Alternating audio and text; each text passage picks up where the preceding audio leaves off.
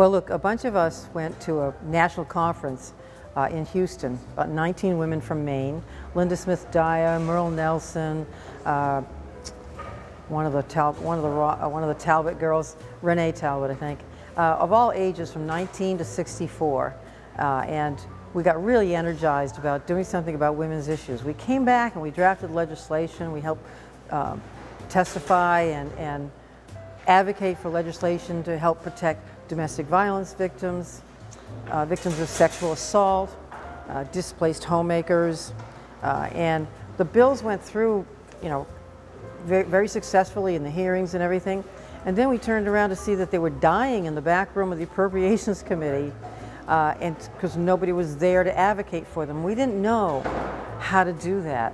So we got together in my apartment one evening, 4 of us, and we said, you know what? We need a full-time lobbyist. We need a lobbyist during the legislative session to make sure these bills get through. So we decided to form an organization called the Maine Women's Lobby. It is now the longest existing women's lobby organization in the country. So I'm really proud of that. 40 years of successes. The issues have changed, the attitudes have changed somewhat. They've changed with the times. But, and there's a 501c4 that was started, and research capability.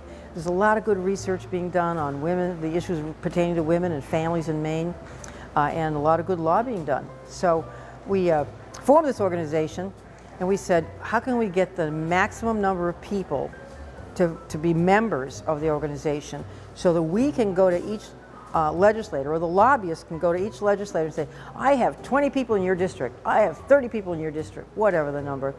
So we decided to charge $2 for dues. We didn't think that was too exorbitant. And we thought that might encourage membership. I can't remember how many members we started with, but it was a pretty good size number. People from all across the state. We did a mailing, licked the envelopes ourselves, put the mailing out. Please join us in this lobby effort, blah, blah, blah, organization effort. And we were very successful. We didn't have a lot of money in the bank, but we had enough to hire somebody the next session of the legislature to start lobbying on the issues that were near and dear to our hearts. Then we had to do some fundraising too. So one time we heard that Helen Reddy was coming to Portland to do a concert. Helen Reddy, she did I Am Woman, Hear Me Roar. So we said, well, how can we get a hold of her to see if she would do a cocktail party for us, or headline an event before or after the concert.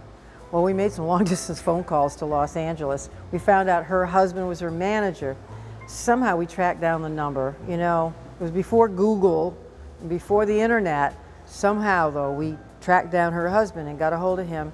And we wrote a letter to Helen Reddy, the performer, and her husband, her manager, and we said, we are a well-established organization in the state of Maine advocating for women's issues, blah, blah, blah, blah. We kind of puffed up ourselves a bit. And we invited her to be part of a party at the Civic Center before or after her concert. Lo and behold, she agreed. So she was the drawer. We had a party at the Civic Center before the show, and I got to go behind the scenes with her and chat with her and thank her for coming. And we raised some money that way. Not a lot, but enough. And we got a name out for ourselves. We need to preserve the rights we have, first of all. With what's happening at the Supreme Court, who knows? I don't like the way the Supreme Court is going, with or without Mr. Kavanaugh. I don't like the way it's going in terms of protecting the rights of women and children and families.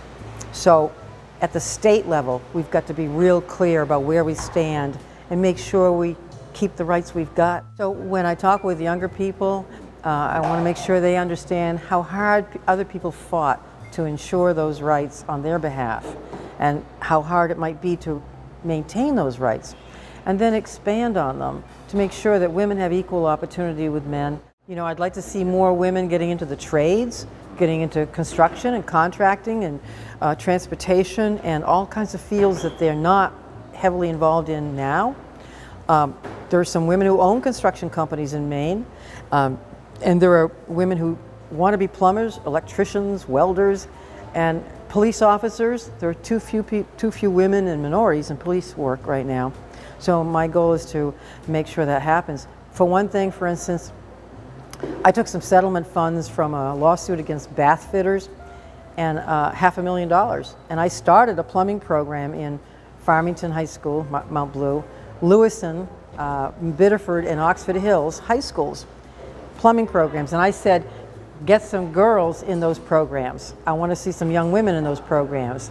And a year ago, the highest achieving Voc Tech student at Mount Blue was a young woman in the plumbing program, Lexi Daggett.